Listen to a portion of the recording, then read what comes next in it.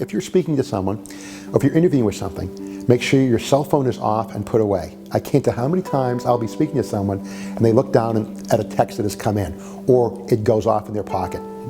I don't want to talk to you after that. So make sure it's turned off and put far away. One of my bosses, who actually ended up being the studio chief of the Disney company, always wore red sneakers. That was his individual mark, and people knew who it was.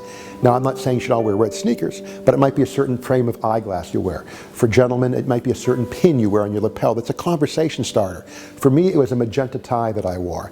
This magenta tie had meanings to me. It was a throwback to my grandfather. And people ask about it. Even if they can't remember your name, they remember the guy with the purple tie.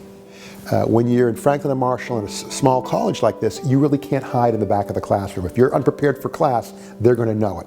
So you have to speak up, you have to participate. I was not an A student at Franklin and Marshall. I maintained a gentleman's B. But what I did have was a great rapport with my professors. I really got to interact with them, I got to speak to them, and they helped me tremendously later on in life. And now when I do presentations at work or in a meeting, I'm one of the first person to raise my hand or offer a suggestion.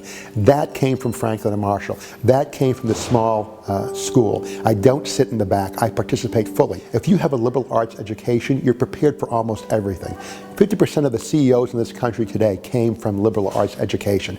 It promotes creative thinking, creative writing, problem solving, critical thinking, all these things that are so important in business. I learned right here at Franklin and Marshall at a liberal arts education.